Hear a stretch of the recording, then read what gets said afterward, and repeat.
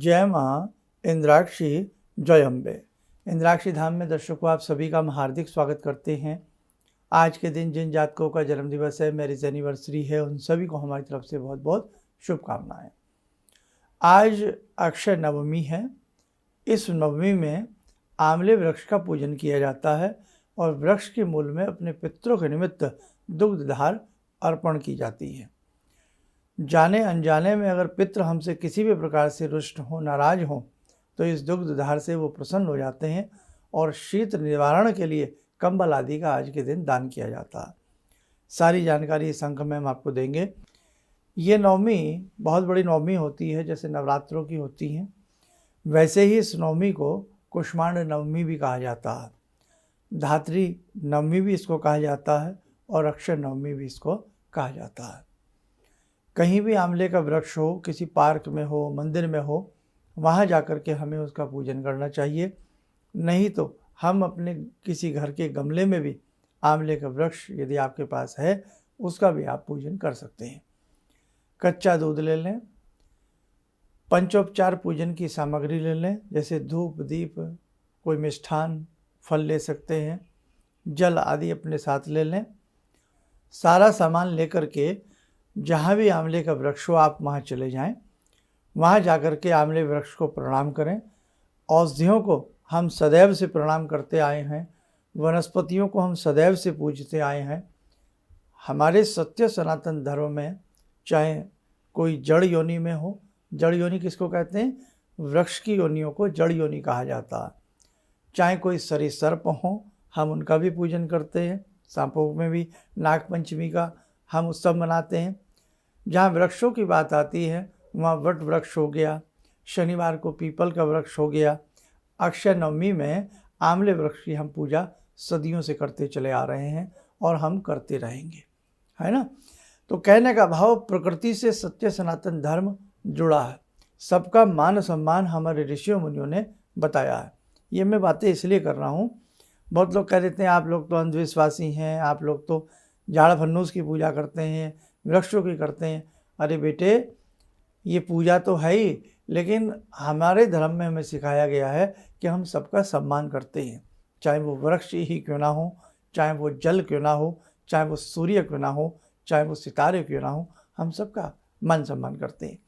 और हमारे अपने धर्म के हिसाब से जब हम इनकी पूजा पाठ करते हैं, अति आनंदित हमारे ग्रह होते हैं, अति आनंदित हमारे मन होते हैं और हमारे घर में घर घर में ये पूजाएं की जाती हैं। तो सारा सामान जो भी पंचोपचार का, धूप, दीप, फल, फूल, कच्चा दूध आदि लेकर के आंवले वृक्ष के पास जाकर के उन्हें प्रणाम करें। प्रणाम करके, और हाँ, धागा भी वेष्टित करने के लिए, धागा लपेटने के लिए कच्चा सूत भी अपने संग ले जाएं। वहाँ जाकर के धात्रयी नमः बोलें। धात्रयी जो होता है उसको आंवले का ही वृक्ष धात्रयी को कहा जाता है। अब धात्रयी, ओम धात्रयी नमः बोल करके प्रणाम करें। ओम धात्रयी नमः, इतना तो याद रहेगा आपको। वहाँ जाकर के सबसे पहले दीप जला दें। दीप जलाने के उपरांत चावल, अक्षत चढ़ा दिया आपने तिलक कर दीजिएगा। और तिलक करने के बाद फल, फूल, मिष्ठान जो भी आप अपना चढ़ाना चाहें चढ़ा दीजिएगा।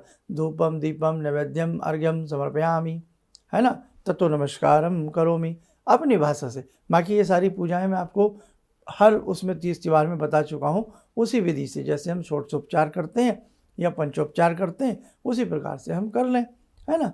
करने के उपरांत फिर हम कच्चा दूध हाथ में लें। कच्चा दूध हाथ में लेकर के मुख आपका दक्षिण दिशा में रहे और पितरों का ध्यान करें। अपने पितरों के नाम से, वैसे तो उसके मंत्र भी होते हैं, ये मंत्र बोल करके चढ़ाया जाता, लेकिन बेटे नहीं, कोई बात नहीं।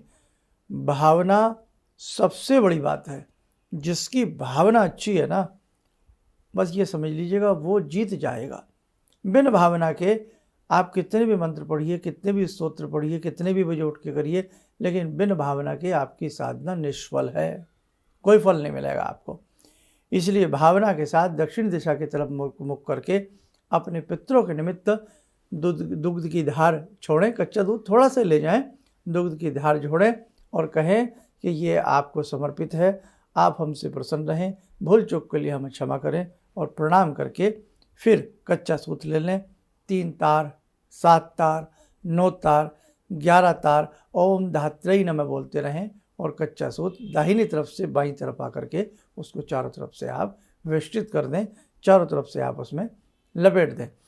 बहुत लोग तो आंवले वृक्ष के नीचे ही ब्राह्मण को बिठा करके भोजन कराते हैं अक्षय नवमी में, और उसके उपरांत सहपरिवार फिर अपने आप भी भोजन आंवले वृक्ष के नीचे बैठ करके करते हैं। आयुर्वेद की दृष्टि में आंवले को अमृत कहा गया है और ये वास्तविकता है बेटे। आंवले में इतने गुण हैं जितने गीले आंवले में गुण हैं, जो आपका कच्चा आंवला होता है, जितने कच्चे आंवले में गुण हैं उतने ही सूखे आंवले में गुण होते हैं। कमाल की दृष्टि है। इसलिए इसका त्रिफला तो सबने लिया होगा, आंवला बेहड़ा हरड़ वाला। ये योग तो शायद ही ऐसा कोई व्यक्ति बचा हो जो इस योग को ना लेता हो, या जिसके घर में त्रिफला ना पाया जाता हो या त्रिफला को ना जानता हो, है ना। आंवले के ही संयोग से सारी चीज़ें बनती हैं। आंवले का रस कार्तिक मास से लेकर के 2-2.5 महीने तक 1 चम्मच के हिसाब से शहद में जो लिया जाता है, बड़े से बड़े रोगों को, घातक से घातक रोगों को वो दूर करता है। बहुत सारी चीज़ों में आंवले का प्रयोग किया जाता है। खैर वो कभी सब्जेक्ट बाद में रहेगा। तो कहने का भाव, आंवला जो होता है ये वास्तव में अमृत के समान होता है। यदि जिन बच्चों के बुद्धि कमज़ोर हों, नेत्र दृष्टि कमज़ोर हो, बार बार आँखों से संबंधित नाना भांति की बीमारियाँ आप झेल रहे हो, कोई भी झेल रहा हो, उसे आंवले का मुरब्बा शुद्ध घर पर बना लें। आजकल तो सारी चीज़ें घर पर बन जाती हैं। कोई भी चैनल अच्छा सा देख करके, या बुक्स आती हैं आंवला बनाने की, या किसी अच्छी ब्रांडेड कंपनी का, बढ़िया का किसी का, तो वो ले करके आंवला एक ज़रूर खाना चाहिए सुबह सुबह खाली पेट। और ज़्यादा उस पर चीनी वीनी चाशनी हो, उसको साफ़ कर लीजिए, जल से साफ़ कर लीजिए, ले लीजिए। बहुत बढ़िया रहता है आंवला, वास्तव में बहुत बढ़िया रहता है। इतनी कैलोरी होती है कि आप देख लीजिएगा 10 दिन का भोजन एक तरफ और एक खाया आंवला एक तरफ होता है। बहुत आँखों की दृष्टि को बढ़ाता है, स्निग्धता को बढ़ाता है, बड़े लाभ देता है। अब हम एक काम और करें, इसी से हमने जब कर लिया तो वहाँ जैसे थोड़ा कोई प्रसाद वगैरह भोजन या कुछ भी आप वितरित करिएगा। अब एक कंबल और साथ में अगर हो तो ले जाइएगा। शीत ऋतु के निवारण के लिए जैसे हम भगवान को भावना के तहत शॉल उड़ाते हैं, पूजन करते हैं। हालांकि ये हमारे भाव हैं कि भगवान को ठंड लग रही है तो इनको शॉल दे दीजिए, अब इनको भूख लग रही है तो हम दुग्ध पान करा दें। तो भगवान है, लेकिन ये भक्त की भी कोई भावना होती है। उसी प्रकार से पितरों के निमित्त भी शीत ऋतु निवारण के लिए एक कंबल आदि अक्षय नवमी में, आंवला नवमी में यदि दे दें तो बहुत अच्छा है। या किसी की भी ज़रूरतमंद को दे दें, ऐसा नहीं है। ठीक है बेटा, इतना करने का ज़रूर आप प्रयास करना। आइए, समय चला ध्यान साधना का। आज की ध्यान साधना में जुड़ते हैं हम भगवान श्री विष्णु से। ॐ करारविन्दे न पदारविन्दं मुखारविन्दे विनिवेशयन्तं वटस्य पत्रस्य पुटे शयानं बालामुकुन्दं मनसा स्मरामि, बालामुकुन्दं मनसा स्मरामि। कस्तूरीतिलकं ललाटपटले वक्षस्थले कौस्तुभं नासाग्रे वरमुक्तिकं करतले वेणुकरे कङ्कणं सर्वाङ्गे हरिचन्दनं सुललितं कण्ठे च मुक्तावले गोपास्ति परिवेष्टितो विजयते गोपालचूडामणि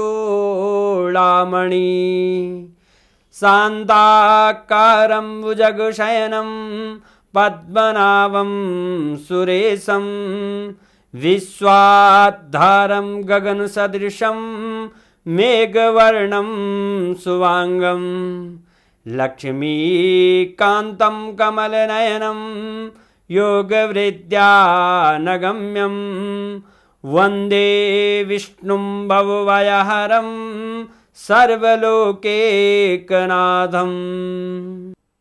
कवच बना लें, ध्यान करें, श्री हरि का शुभ आशीष हम सबके ऊपर बरस रहा है।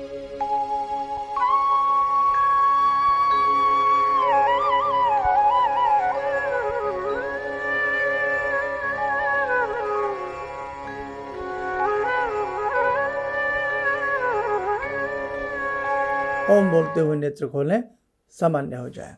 परसों फिर एकादशी रहेगी, देव प्रबोधिनी एकादशी, उसके बारे में भी सारी जानकारी आपको हम दे देंगे। चलिए, आप सब लोग स्वस्थ रहें, सुखी रहें। इन्हीं शुभकामनाओं के साथ हम अपनी वाणी को विराम देते हैं। जय जय अम्बे।